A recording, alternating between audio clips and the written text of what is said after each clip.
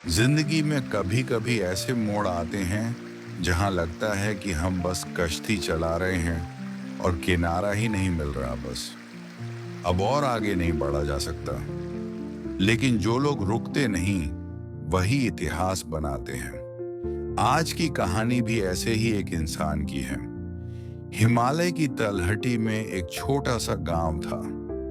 शांत, सुंदर, लेकिन बेहद पिछड़ा। उसी गांव में एक लड़का रहता था। नाम था अनुज।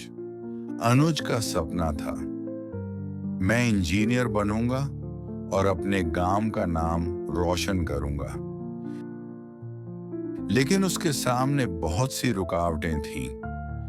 गरीबी, पढ़ाई के संसाधनों की कमी और सबसे बड़ी रुकावट लोगों का ताना। गांव वाले कहते, तेरा बाप खेत में काम करता है, तू इंजीनियर बनेगा? दिन में सपने देखना छोड़।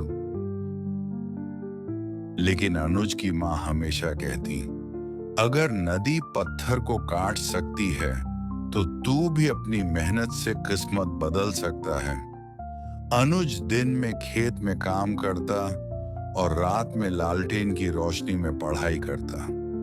स्कूल तक जाने के लिए उसे रोज 5 किलोमीटर पैदल चलना पड़ता था। एक दिन स्कूल के प्रिंसिपल ने देखा कि अनुज फटी हुई चप्पल में ठंड में कांपता हुआ स्कूल आया है। प्रिंसिपल ने पूछा, इतनी ठंड में ऐसे क्यों आया बेटा? अनुज ने मुस्कुराकर कहा, सर, सपने पूरे करने के लिए शरीर को नहीं, हौसलों को गर्म रखना पड़ता है। प्रिंसिपल उसकी बातों से इतना प्रभावित हुए कि उन्होंने उसकी फीस माफ कर दी और किताबें दिला दी। अनुज ने मेहनत करके बोर्ड की परीक्षा दी, लेकिन जब रिजल्ट आया वो बस 1 अंक से फेल हो गया। गांव वालों ने ताना मारा, देखा, कहता था इंजीनियर बनेगा, ये लो इंजीनियर। अनुज टूट गया। एक रात वो चुपचाप गांव के पास बहती नदी के किनारे बैठा रहा।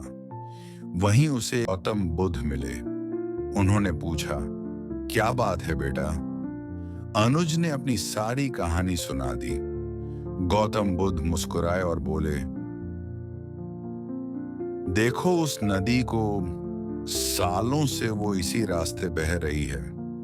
हजारों पत्थरों से टकराई लेकिन कभी रुकी नहीं, क्योंकि उसे विश्वास था, मैं जहां चाहूं वहां बह सकती हूं। तो तुम क्यों रुक गए? उस रात अनुज ने कसम खाई, अब चाहे कुछ भी हो जाए मैं हार नहीं मानूंगा। अगले साल अनुज ने फिर से परीक्षा दी और इस बार पूरे जिले में टॉप किया। उसे स्कॉलरशिप मिली, शहर में पढ़ाई का मौका मिला। शहर में जाकर भी उसने मेहनत नहीं छोड़ी। दूसरों के घर ट्यूशन पढ़ाकर खर्च चलाया और अपनी पढ़ाई जारी रखी। आखिरकार 6 साल बाद अनुज एक सरकारी इंजीनियर बन गया। उसे प्रोजेक्ट के तौर पर अपने ही गांव में सड़क बनवाने का काम मिला। जिस रास्ते पर वो कभी नंगे पैर स्कूल जाता था, आज उसी रास्ते पर वह अपने नाम की पट्टी लगवा रहा था। इंजीनियर अनुज, सड़क निर्माण परियोजना। गांव वालों की आंखों में आंसू थे। वो अनुज जो एक वक्त उनका मजाक बनता था, अब गांव की शान बन गया था। कहानी का सार, दोस्तों, अनुज कोई सुपर हीरो नहीं था। उसके पास कोई जादू नहीं था। वो भी आपके और मेरी तरह आम इंसान था, लेकिन उसके पास बस एक चीज थी, अटूट विश्वास और न रुकने वाली मेहनत। देखा जाए तो मुश्किलें किसे नहीं आती, संघर्ष सभी को करना पड़ता है। सोने को भी आग में तपना पड़ता है, तब जाके उसमें चमक आती है। अगर आप भी जिंदगी में रुकावटों से परेशान हैं तो याद रखिए, नदी हो या इंसान, जो बहना नहीं छोड़ते वो मंजिल जरूर पा लेते हैं। अगर आपको ये कहानी पसंद आई हो तो इसे लाइक करें, शेयर करें और चैनल को सब्सक्राइब करना ना भूलें। आपका एक क्लिक किसी और की जिंदगी बदल सकता है। मिलते हैं अगली प्रेरणादायक कहानी में। तब तक के लिए हार मत मानिए, क्योंकि हो सकता है आपकी मंजिल अगले ही मोड़ पर हो।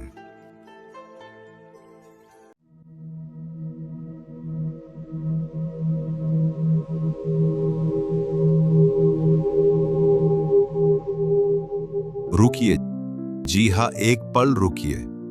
जब आप गुस्से में हों तो पहले रुकें, थोड़ा सोचें और फिर समझदारी से प्रतिक्रिया दें। जी हाँ, यही एक तरीका स्थिति को संभालने और संबंधों को बचाने में आपकी मदद करता है। क्यों? रुककर प्रतिक्रिया देना है जरूरी। तत्काल प्रतिक्रिया आपके दिमाग और दिल को बाधित कर देती है। गलत कॉम्प्लेक्स सोच, घातक शब्द या लापता समझदारी के रूप में। गहरी सांस लेकर या 10 तक गिनकर आप अपने शरीर से गुस्से की तीव्रता को कम कर सकते हैं। ये कैसे करें? 4 स्टेप मॉडल। पहचानिए संकेत। जब आपकी सांस तेज हो, जब कंधे कस जाएं या जब चोटी पर कुछ बोलने का मन करे, तब समझिए कि आप गुस्से की ओर बढ़ रहे हैं। उसी वक्त खुद को समझाइए, शांत हो जाइए, गहरी सांस लें, 10 तक गिनती करें, कुछ मिनट, सेकंड का ब्रेक लें, फिर प्रतिक्रिया दें। दिमाग को सक्रिय करें, खुद से पूछें, मैं कौन बनना चाहती हूँ। अपने जिम्मेदारी या मूल्यों की झलक पाएं, जैसे सम्मान, संवेदनशीलता, इन सब का लिहाज रखें। सकारात्मक रूप से प्रतिक्रिया दें, संवाद में सहयोग का रास्ता चुनें, समस्या का समाधान खोजें, न कि आरोप लगाने का। गुस्सा संभालने के प्रमुख फायदे क्या क्या होंगे?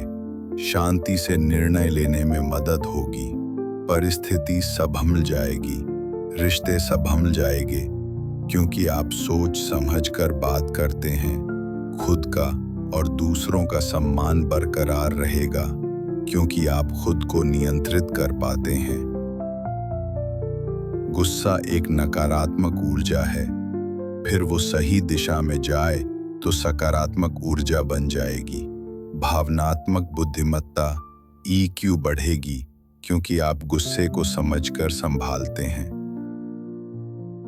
रुकें, शांत हों, सोचें, सही रूप से बोलें। यही 4 चक्र आपको गुस्से की पूरी ताकत का ठीक उपयोग करना सिखाते हैं। अभ्यास करें, आत्म जागरूक बनें और जरूरत पड़ने पर किसी की मदद लें। ये तरीका न केवल आपके गुस्से को काबू में रखता है, बल्कि आपको बेहतर इंसान, बेहतर साथी और बेहतर नेता भी बना सकता है।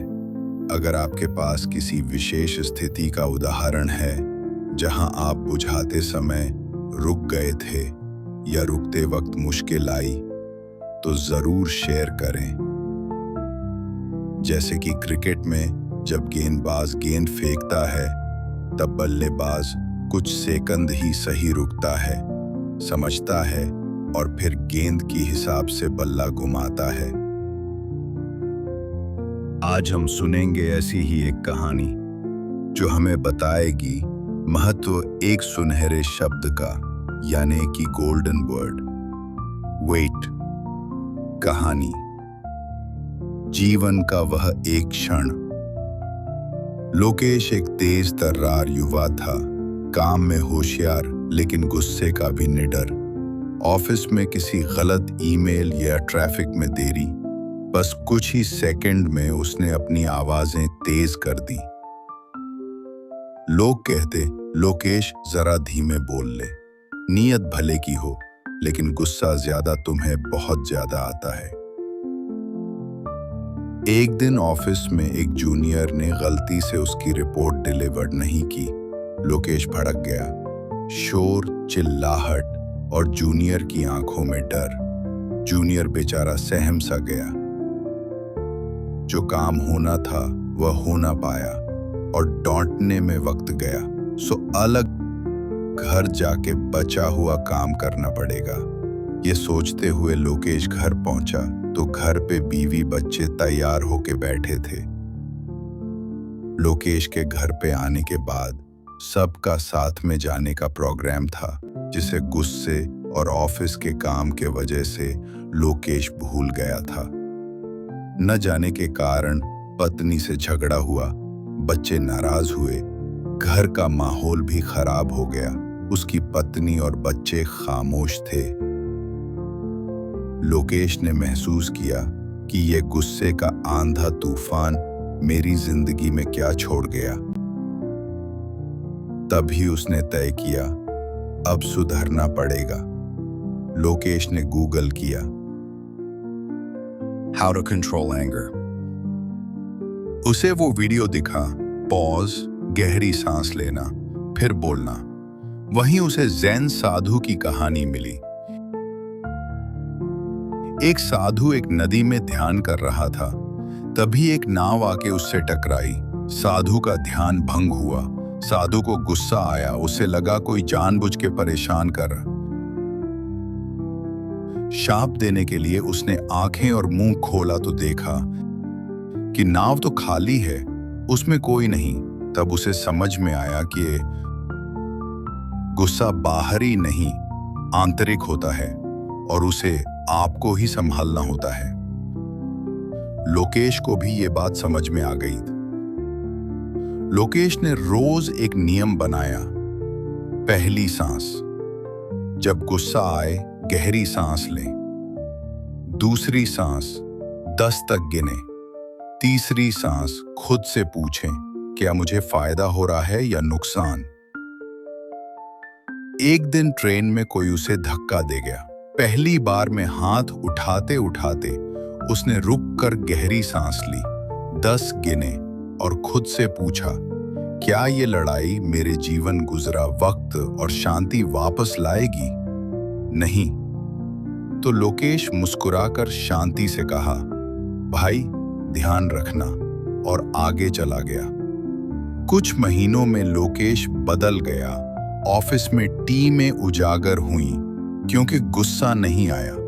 घर में बच्चे बोलते, पापा अब अच्छे से बात करते हैं।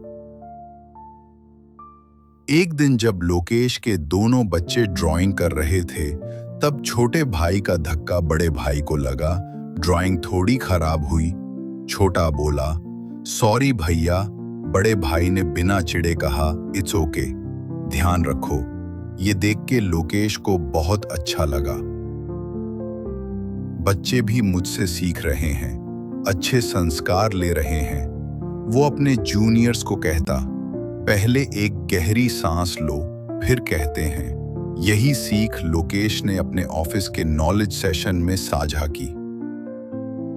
Pause before you react. एक सांस, सोचो फिर बोलो। लोकेश अब कहता है, जब तुम अपनी पहली सांस को पहचान लेते हो, तब शब्द और कार्य तुम्हारी पसंद बनते हैं, गुस्सा नहीं। पहले रुको, गहरी सांस लेकर गुस्से को अगली वाणी से पहले रोकें। दूसरी गिनती करो, 10 गिनने से तर्क और संयम लौटते हैं। तीसरा सवाल, क्या मेरे बेटे बेटी परिवार स्वास्थ्य को इससे लाभ होगा? जितना ज्यादा अभ्यास करेंगे उतना स्वाभाविक और शांत बनेंगे। जब आप अंदर की एक सांस को महत्व देते हो, तब आप बाहर की दुनिया को शांत रूप से नियंत्रित कर पाते हैं। इस कहानी के जरिए आप दर्शकों को यह बताना चाहेंगे कि पॉज पावर, गुस्से में रुकना ही आपकी असली ताकत है। अगर आपको ये कहानी पसंद आए तो वीडियो को लाइक करें, सब्सक्राइब करें और कमेंट करें आपके पॉज मोमेंट का अनुभव क्या रहा?